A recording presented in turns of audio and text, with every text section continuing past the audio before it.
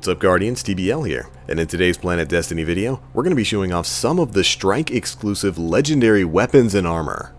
Now this is all gear you can get exclusively from running specific strikes, and we'll be taking the time to very quickly look at these weapons and show you what strikes you can get them from.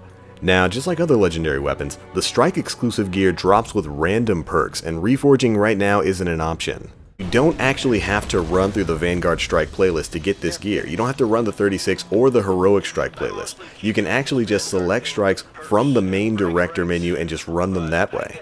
So no worries there. Also, we'll only be showing some of the exclusive gear because we haven't really gotten our hands on all of it yet. But if you'd like to see the full list of exclusive legendary gear, check out our article about it on PlanetDestiny.com. There'll be a link to it in the description box below. Alright, first on our list are the legendary exclusives that you can get from the PlayStation exclusive strike, the Echo Chamber, where you take on the Restorative Mind. This is a very easy to farm mission, so it's a great way to build up your legendaries. And the first gun we're going to take a look at is the Imago Loop Legendary Hand Cannon, or as we like to call it, Fatebringer Jr., because this gun is basically a Year 2 Fatebringer. Not only is it a perfect copy stat-wise of the Fatebringer, it's also got the Fatebringer's model.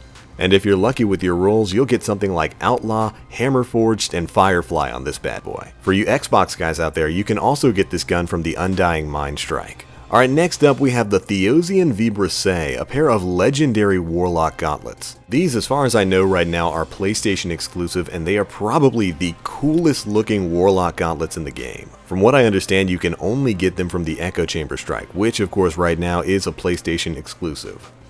Alright, now let's take a look at some of the gear you can get from the Sunless Cell strike, where you take on Alakul the Darkblade. First up is one you guys might have already seen, the Darkblade Helm. This legendary Titan helmet is, well, basically Alakul's helmet. And personally, I think it looks fantastic. It's probably one of the cooler looking Titan helmets in the game. It's the one I use, and I was lucky enough to get it to drop at 300 light. And in addition to this helmet, you can also get the Darkblade Spite legendary fusion rifle from the Sunless Cell strike. Now this thing is an interesting weapon. As you can see, it's got a near max impact rating, which is pretty much equivalent to the Praetorian foil. And if you can get the right perks, this thing is a laser in PvP. You're going to want to see something like hipfire, braced frame or accelerated coils, and either hot swap or rangefinder. If you're somehow lucky enough to get a combination of those perks, well, you'll have yourself a pretty good fusion rifle. Alright, now let's take a look at some of the exclusives that you can get from the Shield Brothers strike. First on this list is Mawal's Maulers, a pair of legendary Titan gauntlets. These things are pretty cool, and they do come equipped with Mawal's legendary Sawblade. Although unfortunately they don't allow you to do that jumping slam to the ground. Well, unless you're a Striker Titan. Now additionally, from either this strike or the Valis Ta'arik strike, you can also get the legendary scout rifle Treads Upon Stars. Now this thing is interesting in that it has a rate of fire and an impact rating similar to the Vision of Confluence, but a pretty bad base stability rating of 38.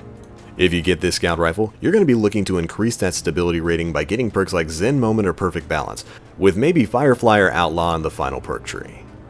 Alright, now the final bit of Cabal loot we'll be covering is the exclusive drops you can get from the Scion Flayers. Each Flayer now has a chance to drop the mantle that it's wearing as long as it's the last one you kill on the strike. From Numok you can get the Void Mantle, from Vatch you can get the Solar Mantle, and from Kolar you can get the Arc Mantle. Any one of these 3 Hunter Cloaks is definitely worth it in my opinion, as they're probably the best looking Hunter Cloaks in the game. I wish you guys luck in getting the one that you want. Now the final bit of strike gear that we'll be covering in this video comes from the Fallen Saber strike. Beating him nets you a chance at the Devouring Maw legendary Warlock helmet. This thing is probably one of the most aesthetically pleasing helmets in the game for me, with the electric pulses going around your head. Oh man, I can't wait to get my hands on it. Now in addition to the helmet, you can also get the legendary machine gun, the Baron's Ambition from the Saber strike. Stat-wise, this gun is a lot like the Zombie Apocalypse from the days of old, tossing in a good fire rate with a decent amount of impact and okay stability. And increasing that stability to its max would be what I recommend for this gun. Perk-wise, you're going to want to shoot for something like Counterbalance or Spray and Play in the first tree, Perfect Balance in the second tree, and the third tree is more of a choice up to you. Feeding Frenzy or Crowd Control would both be great on this gun. So, if you're looking for a high rate of fire, medium impact LMG, this might be the gun for you. That's pretty much it guys. Now again, there are plenty more Strike exclusive weapons and armor out there for you to get your hands on, and we do have a full list of the gear right at the Planet Destiny website. Again, there will be a link to that in the description box below. Alright, hope you guys enjoyed. Good luck on your strikes, and as always, I am the Black Link. You Guardians, stay frosty. I can sense the river of time.